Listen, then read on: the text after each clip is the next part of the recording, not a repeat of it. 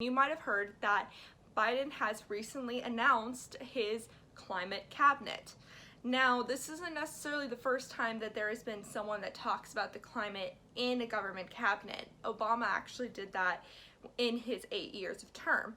But this is definitely the most prioritized climate has ever been in the US government.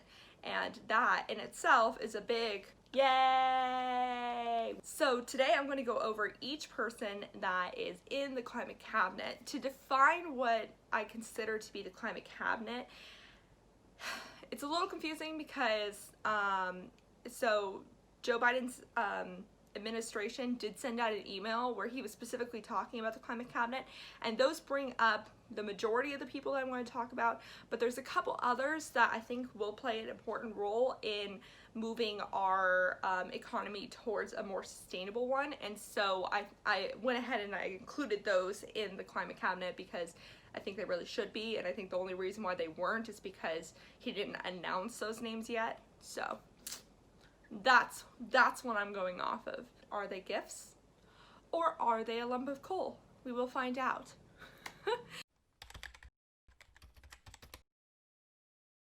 Hey y'all, it's Becky here from the Beckisphere, and welcome back to my channel. If you're new here, hi, my name is Becky, and every Monday and Thursday we talk about the climate here.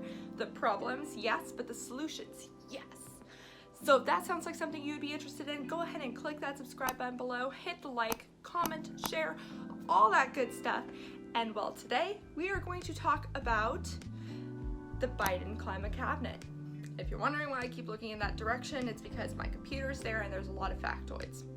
Okay, so the first one that we're going to talk about, and the first one that was announced, is John Kerry for Climate Envoy or Climate Czar. He is going to be in charge of a lot of the international efforts on the US's part towards moving towards climate change. Hey y'all, it's Becky here from the Beckisphere, and welcome back to my channel. If you're new here, hi, my name is Becky, and every Monday and Thursday we talk about the climate here. The problems, yes, but the solutions, yes. So he was the former Secretary of State under Obama, and he actually in 2015 signed the Paris Climate Accord with his granddaughter on his lap, which is adorable, you have to admit, that's cute. So him and Biden already have a super close relationship, which can be seen as either a pro or a con depending on how you look at it. In the position of climate czar, John Kerry will actually be able to have a seat on Biden's National Security Council. And there has definitely never been someone who is particularly in charge of climate change on the National Security Council.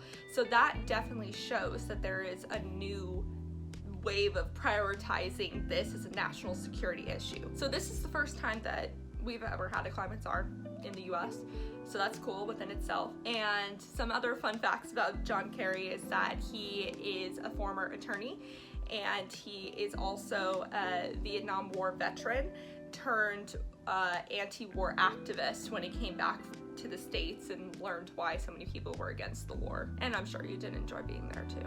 So the next person that we're going to talk about is Gina McCarthy, and she will be taking the position of the Climate Policy Advisor. Now this is an example of a position that actually was in the Obama administration too, but this one will have a lot more power to it because she will have the capability to oversee all the parts of the government and how they work together to decrease the country's carbon impact. So it will really be a way of enforcing national movement towards the issue in all sectors of the government. And a little bit about Gina. So she was the former EPA administrator under Obama. So that's kind of another example of bringing the former gang back together. But she, under Obama's administration, actually developed the Clean Power Plan, which set, for the first time ever, limits to carbon emissions that can be produced on from power plants. She also moved to make more stringent limits on the amount of mercury that can be released from power plants and the amount of methane that can leak from oil and gas wells. Thank you, Rue, for deciding to take it right now.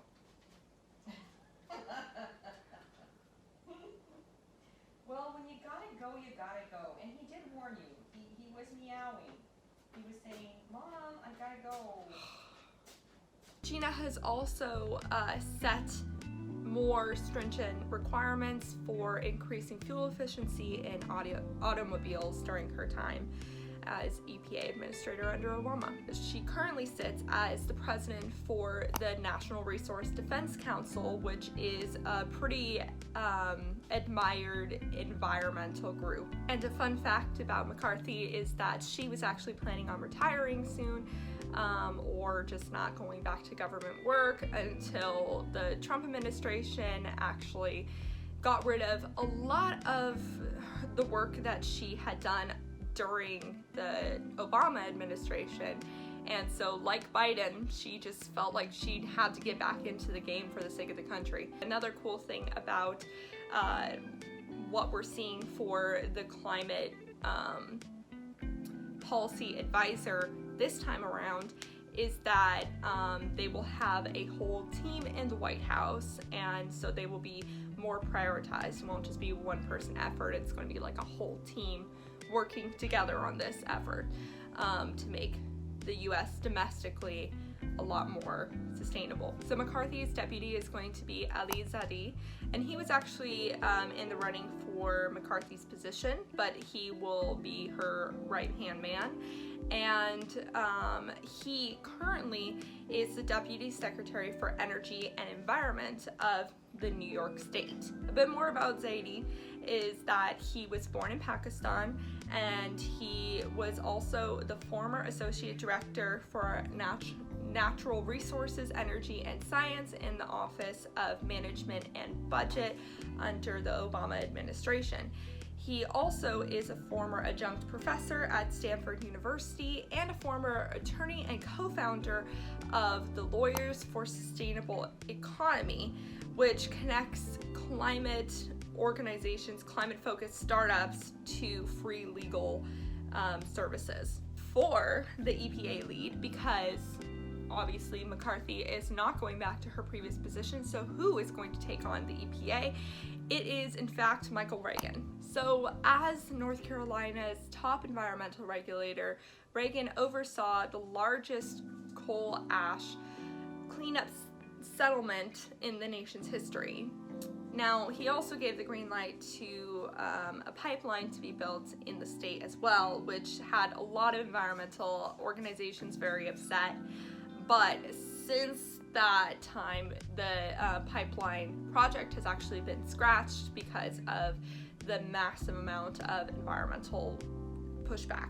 If he becomes confirmed as the EPA administrator, as a lot of these positions will need to be confirmed by the by Congress, but if he is confirmed, then he has a lot of work cut out for him, because the current administration has done a great job at rolling back a lot of the regulations and made it more difficult for certain laws to be developed for more stringent regulations for future administrations.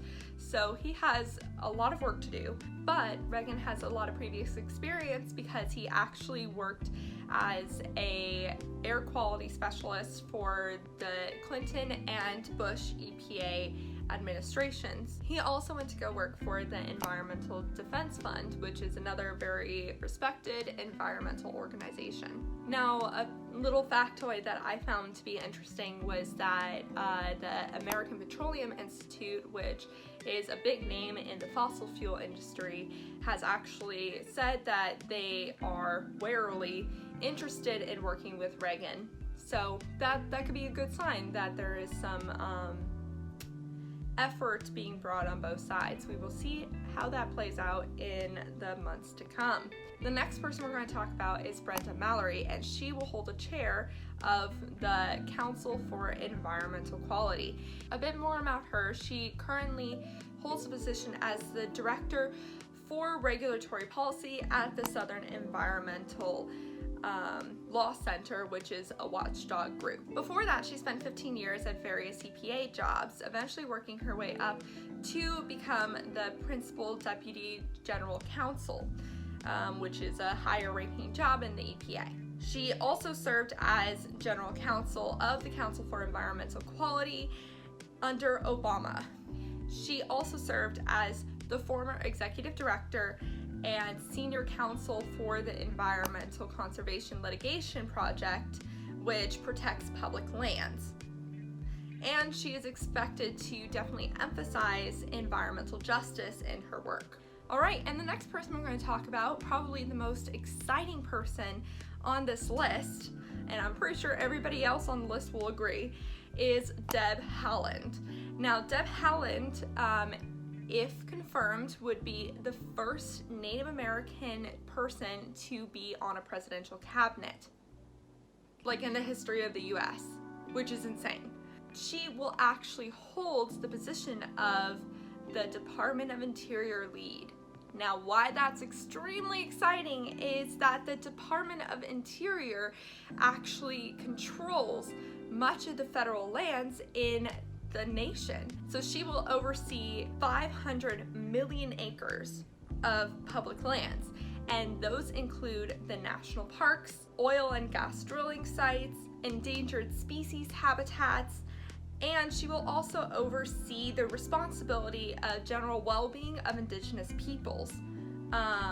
Because within the Department of Interior, we have the Bureau of Indian Education and the Bureau of Trust Fund Administration, which handles financial assets for Native peoples that are held in trust. So that would be huge. Imagine an Indigenous person being able to control the rights of the majority of land in the US. That is a big signal to Indigenous people everywhere, honestly. So that's really exciting. A bit more about Haaland is that she herself is a citizen of the Laguna Pueblo tribe, which is one of thousands of confirmed tribes in the US. She currently holds a position as Congresswoman for a New Mexico district. She was elected as Congresswoman in 2018, which in itself was a historic moment because she and Sharice Davids of Kansas became the first Indigenous people to serve on Congress. So she already broke a record 2 years ago, and now she's probably going to break another one. And during her time as Congresswoman, she has served on the House of Natural Resources Committee, which was overseen by the Department of Interior. So now she will oversee that position. She was actually recommended by many tribal leaders across the nation. So she definitely is considered to be a champion for Indigenous rights, which is amazing. It is groundbreaking. The next person we're going to talk about is Jennifer Granholm, and if confirmed, she will be the Energy Secretary. A bit more about that position. Through being the Energy Secretary, she will oversee the nuclear arsenal, as well as 17 national labs, and she will also be able to oversee a wide range of energy research and development initiatives. A bit more about her. She was a former governor of Michigan. In fact, when she took that office position, she became the first woman to ever be governor of Michigan. And during that time and after she finished her 2 terms, she became a huge champion for the renewable energy sector. In fact, she even has a TED Talk talking about the promises of renewable energy. So she will become a very big point to move the US towards a low carbon recovery. That's what her plan is to recover from our current economic situation in a low carbon way. The next person to talk about, and this kind of begins the trend of slight eyebrow raises for some positions. But the next person we're going to talk about is Pete Buttigieg. Recognize the name? The former mayor of South Bend, Indiana, if confirmed, would take position as the lead for Department of Transportation. Now, one might wonder, what experience does he have for that position? And that's pretty much chalked up to, well, he's a smart guy and he cares about the climate. And past that, I have no idea. And it's flummoxed a couple other people too. But in the way of what we saw when he was running for Democratic candidate for president, he is very strong on climate change and moving us towards a more sustainable future. And one of the ways that he even discussed that was talking about more forms of public transportation, light rail systems, so on and so forth. So in that way, he's got a good sense of direction. Originally, it was thought that he was going to be the envoy for China, which also would be kind of a funny role because he speaks many different languages, but none of them are Mandarin or Cantonese. So, but one other thing that's a fun fact about him is that if confirmed, he will become the first LGBT person to be in the presidential cabinet. So the next person that we're going to talk about is Tom Vilsack, and if confirmed, he would become the Agriculture Secretary. Now, this position originally was very much up for debate because the big ag definitely pushed for someone who was even more conservative for that position, and a lot of environmental groups pushed for Marcia Fudge, who we will continue to talk about later because she ended up getting a different position. But instead, Biden chose to go with Tom Vilsack, who actually was in that exact position as Agricultural Secretary under the Obama administration. Now, I think he was hoping that he would be as well received as last time when he was originally appointed, but the job that he ended up holding between his time at the Obama administration and now is a little bit questionable because he currently holds a position as the chief executive of the U.S. Dairy Export Council, which is an organization backed by the big dairy industry. So that kind of suggests to a lot of people, especially those who were hoping to reform the USDA, that he has a lot of interest towards big agriculture. So it will be interesting to see whether or not he actually follows through with that expectation, or if he will surprise people by not doing that. The reason why Fudge was originally saw as a possible candidate for the job is because she was a huge activist for food programs, and that is a big area of the agricultural department that is not talked about as much. So we usually think of the Department of Agriculture as being more in tune with farmers' rights and those issues, and that is true. But in addition to that, the Department of Agriculture is also in charge of food aid programs, including SNAP and school food programs, which makes me wonder if the gotten milk influence will come back.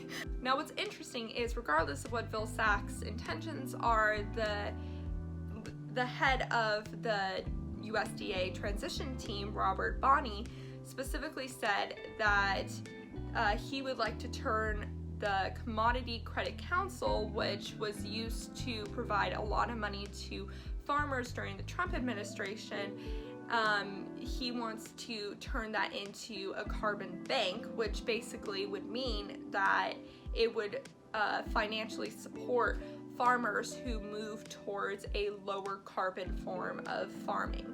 So that will be interesting to see if that plays out and how well that does. In addition to that, the USDA also is in charge of the U.S. Forest Service, which is often overlooked in that department, but it itself holds power to 200 million acres of U.S. land. And that could become super useful when we're thinking of reforestation and natural carbon sinks. So that is another area in which the agricultural sector of the government is really important to our overall climate action. And another fun fact about Visak is that he also was the former governor of Iowa. I don't have anything to say about that, but he was. All right, the last person we are going to talk about today is Miss Marcia Fudge. And Marcia Fudge will, if confirmed, hold the position as the Secretary for Housing and Urban Development. Now, remember when I said the last couple of these were a bit of an eyebrow raise? Well, that's because it made a lot of sense for Marcia to be put up for the position of Secretary of Agriculture, but it doesn't make as much sense for her to be Secretary of Urban Development because she doesn't really seem to have any experience in that field. But let's go over the experience that she does have in general. She is a congresswoman from Ohio, and in that position she currently serves in the House Administration, the House Committee of Agriculture, there's that agriculture again, and House Committee of Education and Labor. And she was also the former chairwoman of the Congressional Black Caucus. And yeah, so that is her previous experience. So maybe we'll see more racial justice in the urban housing and development sector through her. But past that, I'm not sure what we're going to expect, though she is a climate forward person, so it's fair to think that at least she won't do anything bad in that position, but it'll just be interesting to see what she does do in that position. So now let's look at which ones need Congress's confirmation. And again, Congress is the Senate and the House, and while Democrats have a very, very small lead on the House, about to get smaller because we took a couple Congress people out for even just this climate cabinet. So there will need to be some special runoff elections, such as the one in Ohio. We need the House to sign off on it and the Senate to sign off on it, and depending on how the special election in Georgia goes next month, it will determine whether or not we have a very narrow majority in the Senate, or whether or not Mitch McConnell still will control the Senate majority. That being said, there hasn't really seemed to be a lot of pushback for any of the candidates that were mentioned thus far, so that's a reassuring sign. Basically everybody except for like the first three that I mentioned will all need to be confirmed by Congress. So I will keep you posted on this channel on how that goes. Let me know what you think in the comments below. Are these good appointees to these different positions? Were you surprised by any of them? Also, this might be the last time that you see this messy background, which is great, because my roommate and I are moving, yay! As well as our cat and dog, and we're really excited about it. So I will also keep you posted with that too. And just as a reminder, there is no book club this Thursday or next Thursday because of Christmas Eve and then New Year's. There's a bonus video coming up, and I think I might release it on Thursday. So stay tuned in the Beckisphere for more. Remember to support your local news organizations and to talk about the climate every single day. All right, see you all later. Bye.